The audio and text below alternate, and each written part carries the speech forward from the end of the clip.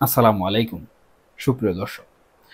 বাংলাদেশের নির্বাচনী ডামাডোল এখন আর শুধুমাত্র দেশের ভেতরের আলোচনায় সীমাবদ্ধ নেই, এটি সরাসরি আন্তর্জাতিক মঞ্চে পৌঁছে গেছে। যখন বিএনপি, জামাত সহ অন্যান্য দল নির্বাচনের প্রস্তুতি নিচ্ছে, ঠিক সেই সময় আওয়ামী লীগের পক্ষ থেকে এমন একটি পদক্ষেপ নেওয়া হলো যা দেশের রাজনৈতিক সমীকরণকে আরও জটিল করে তুলেছে।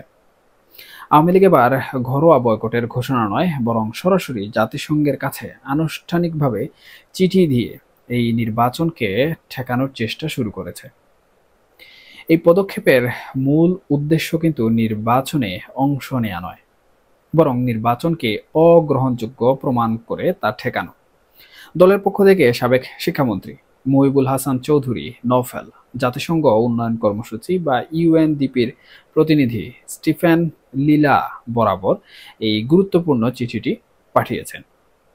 চিঠিতে আওয়ামী লীগ মূলত জাতিসংঘকে স্পষ্ট বার্তা দিয়েছে যে বাংলাদেশে এখন যে নির্বাচন আয়োজনের প্রস্তুতি চলছে তা কোনোভাবেই অন্তর্ভুক্তিমূলক ও বিশ্বাসযোগ্য নয়।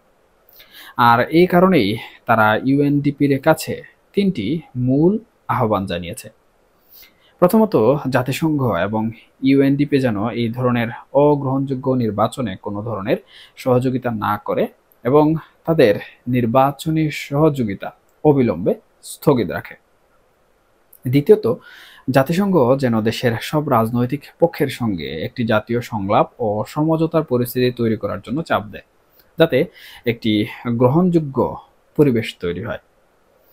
তৃতীয়ত, যে কোনো নির্বাচনী প্রক্রিয়া যেন মানবাধিকার ও আইনের শাসনকে মূল ভিত্তি হিসাবে সমুন্নত রাখা হয়। আওয়ামী লীগ তাদের উদ্বেগের কারণ হিসাবে ইউএনডিপির ব্যালট প্রজেক্ট এবং আসন্ন নির্বাচনের প্রাতিষ্ঠানিক সহায়তার বিষয়টিও উল্লেখ করেছে। তাদের বক্তব্য খুব পরিষ্কার যে নির্বাচন অন্তর্ভুক্তিমূলক হবে না, তা বিশ্বাসযোগ্য কোনোভাবে হতে পারে না। এখন প্রশ্ন হলো, এই পদক্ষেপের গুরুত্বটা ঠিক কোথায়? আমরা এর আগে আলোচনা করেছিলাম যে সরকার শেষ মুহূর্তে সুযোগ দিলেও আওয়ামী লীগ হয়তো কৌশলগত কারণে নির্বাচন বয়কট করবে। এখন জাতিসংঘকে চিঠি দেওয়ার মাধ্যমে তারা তাদের সেই বয়কটের সিদ্ধান্তকে আন্তর্জাতিক বৈধতা দেওয়ার চেষ্টা করল। তারা চাইছে আন্তর্জাতিকভাবে এই নির্বাচন প্রশ্নবিদ্ধ হোক। তবে এখানে একটি বিতর্কিক দিকও আছে। ২০০৮ সালের পর আওয়ামী লীগের অধীনে অনুষ্ঠিত ২০১৪, ২০১৮ এবং সর্বশেষ ২০২৪ সালের নির্বাচনগুলো নিয়েও আন্তর্জাতিক মহলে যথেষ্ট বিতর্ক ছিল। সেই বিতর্ক সত্ত্বেও এখন আওয়ামী লীগ যখন অন্যদের আয়োজিত নির্বাচনকে অগ্রহণযোগ্য বলে জাতিসংঘের কাছে চিঠি দিচ্ছে, তখন তাদের এই দাবির গ্রহণযোগ্যতা জাতিসংঘ কিভাবে মূল্যায়ন করবে তা অবশ্যই একটি গুরুত্বপূর্ণ দেখার বিষয়। তাহলে জাতিসংঘের অবস্থান কি? ইউএনডিপির প্রতিনিধি বা মুখপাত্র কেই এই চিঠির বিষয়ে প্রকাশ্যে কোনো মন্তব্য করেননি। এর অর্থ হলো জাতিসংঘ এখন তাড়াহুড়ো করে কোনো সিদ্ধান্ত নিতে চাইছে না, বরং তারা অভ্যন্তরীণভাবে পরিস্থিতি পর্যবেক্ষণ করছে। আমাদের মনে রাখতে হবে, সরকার পতনের পর থেকে জাতিসংঘের অবস্থান কিন্তু পরিবর্তনশীল। তারা প্রথমে ইউনূস সরকারের পক্ষে থাকলেও পরে মানবাধিকার কমিশন থেকে বাংলাদেশে মানবাধিকার লঙ্ঘনের বিষয়ে উদ্বেগ প্রকাশ করেছে। অর্থাৎ আন্তর্জাতিক মঞ্চে বাংলাদেশের নির্বাচন এবং মানবাধিকার পরিস্থিতি নিয়ে এখন ভিন্ন ধরনের আলোচনা চলছে। আওয়ামী লীগের এই কূটনৈতিক কৌশল নির্বাচনের গ্রহণযোগ্যতার প্রশ্নে এক নতুন দুয়ার খুলে দিতে যাচ্ছে। যদি সরকার তাদের কূটনৈতিক সফলতা দিয়ে জাতিসংঘকে বুঝাতে না পারে যে এই চিঠির গুরুত্ব নেই, তাহলে আগামী নির্বাচনের গ্রহণযোগ্যতা প্রশ্নে জাতিসংঘ আরও কঠোর অবস্থান নিতে পারে। এই পদক্ষেপের ফলে আগামী নির্বাচন নিয়ে আন্তর্জাতিক চাপ আরও বাড়বে বলেই মনে হচ্ছে। এখন আমাদের প্রকৃতপক্ষে দেখতে হবে এই আন্তর্জাতিক বিতর্কের মুখে দেশের নির্বাচন পরিস্থিতি কোন দিকে মোড় নেয়। ইতিমধ্যে আমরা বিভিন্নভাবে কিন্তু আন্তর্জাতিক মহলের কাছ থেকে অন্তর্ভুক্তিমূলক নির্বাচন চায় তারা, এমন কথা কিন্তু শুনেছি। তবে আমাদের যে অন্তর্বর্তীকালীন সরকার রয়েছে, সেই অন্তর্বর্তীকালীন সরকারের যারা প্রেসের দায়িত্বে রয়েছেন, বিশেষ করে প্রেস সচিবের দায়িত্বে যারা আছেন, তারা কিন্তু এই বিষয়টিকে খুব একটা পাত্তা দেননি। বরঞ্চ তারা সবসময় জনগণের কাছে বাইরে বাইরে এটি প্রচার করতে চান যে তারা এসব তোয়াক্কা করেন না, বা তাদের ক্ষমতা বা তাদের দাপট প্রকৃতপক্ষে অনেক বেশি। কিন্তু এটা মূলত বাহ্যিক বিষয়। এটা হচ্ছে আমাদের মিডিয়া চ্যানেলের মাধ্যমে জাতিকে জানানোর একটা প্রক্রিয়া। কিন্তু অভ্যন্তরীণভাবে আসলে তাদের ভিতরে কি চলছে, এটা খুব গুরুত্বপূর্ণ।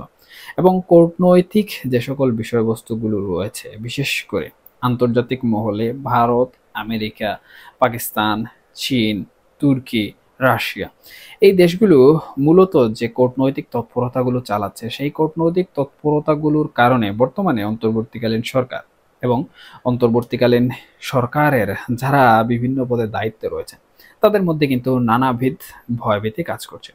এবং সেই ভয়ভীতি যেন জনগণের মধ্যে ছড়িয়ে না পড়ে, এর জন্য তারা বিভিন্নভাবে বিভিন্ন রকম নাটক সম্প্রচার করেন এবং সেগুলো প্রচার করার চেষ্টা করেন। তবে বর্তমান সময়ে যেহেতু সামাজিক যোগাযোগ মাধ্যমগুলোতে সব থেকে বেশি খবরাখবর প্রচারিত হয়, সেই হিসাবে কোনো একটি খবর কিন্তু ছড়িয়ে পড়া খুব একটা কঠিন বিষয় নয়। এবং আওয়ামী লীগ বর্তমান সময়ে তাদের যে প্রচার সেল রয়েছে, সেই প্রচার সেলে ব্যাপক ফান্ডিং করছে। আন্তর্জাতিক মহল থেকে শুরু করে অভ্যন্তরীণ যে সকল তাদের কর্মী বাহিনী রয়েছে, তাদের মধ্যেও বিভিন্নভাবে তারা ফান্ডিং করছে যেন প্রচার প্রচারণা সমগ্র এবং ব্যাপকভাবে হয়। যাই হোক, তাদের প্রচার প্রচারণার মাধ্যমে অনেক সত্য মিথ্যা বিষয় আমাদের কাছে চলে আসে। তবে তাদের যে পদক্ষেপ রয়েছে, সেই পদক্ষেপে অন্তর্বর্তীকালীন সরকার কোন দিকে মোড় নিচ্ছে সেগুলো কিন্তু অনেকটাই আন্দাজ করা যায় এবং অনেক কিছু সেখান থেকে ধারণা করা যায়।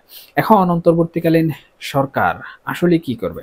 এখন অন্তর্বর্তীকালীন সরকার আন্তর্জাতিক যে সকল চাপসমূহ রয়েছে সেগুলো সামাল দেওয়ার জন্য এই নির্বাচনকে গ্রহণযোগ্য দেখাতে হবে। এখন নির্বাচনকে গ্রহণযোগ্য দেখাতে হলে তাদের কি করণীয়? তাদেরকে মূলত যে অন্তর্ভুক্তিমূলক নির্বাচন এবং সর্বদলের বা যে গণতান্ত্রিক পরিবেশ রয়েছে, সেই গণতান্ত্রিক পরিবেশ ফিরিয়ে আনতে হবে। এবং সেই গণতান্ত্রিক পরিবেশ ফিরিয়ে আনার জন্য আওয়ামী লীগকে অবশ্যই তাদেরকে নির্বাচনে অংশগ্রহণ করতে দিতে হবে। কিন্তু আওয়ামী লীগ নির্বাচনে অংশগ্রহণ করবে না, তারা নির্বাচন বয়কট করার চেষ্টা করছে। অর্থাৎ অন্তর্বর্তীকালীন সরকার বিপদে পড়ে যদি আওয়ামী লীগকে নির্বাচনে আসতেও দেয়, তাহলে আমি মনে করছি যে আওয়ামী লীগ নির্বাচন করবে না। বরঞ্চ এই যে আন্তর্জাতিক লবিং তদবির, এগুলোর মাধ্যমে তারা মূলত চাচ্ছে এই অন্তর্বর্তীকালীন সরকারকে সম্পূর্ণরূপে ক্র্যাকডাউন করে দিতে। শুধু অন্তর্বর্তীকালীন সরকারকে নয়, বরঞ্চ অন্তর্বর্তীকালীন সরকারের হাতে যে সকল বিষয়বস্তু রয়েছে রাষ্ট্রযন্ত্র পরিচালনা করার জন্য, সেই সম্পূর্ণ বিষয়গুলোকে তারা ক্র্যাকডাউন করার চেষ্টা করছে। এবং এই ক্র্যাকডাউনের অংশ হিসাবে দেশে নানা ধরনের বিচ্ছিন্ন ঘটনাও ঘটছে হিসাবে ধরে নেওয়া যেতেই পারে। এবং এই বিচ্ছিন্ন ঘটনাগুলো যে একটি ব্যাপক আন্দোলন হিসাবে রূপ নেবে না, এটিও কিন্তু খুব একটা বাইরে রেখে চিন্তা করার কোনো অবকাশ নেই। বরঞ্চ এই নির্বাচনকে বানচাল করার জন্য বা এই নির্বাচনটিকে নানাভাবে প্রশ্নবিদ্ধ করার জন্য আওয়ামী লীগ বড় ধরনের তৎপরতা চালাতে পারে। এটি তাদের জন্য খুব একটা কঠিন বিষয় নয়। তবে এখানে সবথেকে গুরুত্বপূর্ণ বিষয় হচ্ছে আন্তর্জাতিক যে সকল চাপসমূহ রয়েছে, সেগুলো অন্তর্বর্তীকালীন সরকার যদি খুব ভালোভাবে হ্যান্ডেল করতে না পারে, তাহলে অন্তর্বর্তীকালীন সরকারের এই নির্বাচন যেমন প্রশ্নবিদ্ধ হবে, ঠিক একইভাবে বাংলাদেশের রাজনীতির মধ্যে আওয়ামী লীগের ফিরে আসা কিংবা ঘুরে দাঁড়ানো কিন্তু সহজ হয়ে যাবে। এর পেছনে একটি মুখ্য কারণ হচ্ছে এনসিপি যে রাজনৈতিক দলটি ছিল, কিংবা যে ছাত্ররা বিপ্লব ঘটিয়েছিল, কিংবা শেখ হাসিনার পতনের জন্য মুখ্য সারিতে অবস্থান করেছিল, তাদের যে রাজনৈতিক দল, সেই রাজনৈতিক দলের শক্তি কিন্তু বর্তমান সময়ে একদম শূন্য হয়ে গেছে, তারা ঝিমিয়ে গেছে। এবং তাদের যে শক্তি, সেই শক্তির কারণেই কিন্তু অন্তর্বর্তীকালীন সরকার প্রথম থেকে এখন পর্যন্ত দাঁড়িয়ে আছে বা টিকে আছে। এখন সেই রাজনৈতিক দল যেমন গুল্লায় যাচ্ছে, ঠিক একইভাবে অন্তর্বর্তীকালীন সরকারও গুল্লায় যাওয়া কিন্তু সময়ের ব্যাপার বলেই মনে হচ্ছে।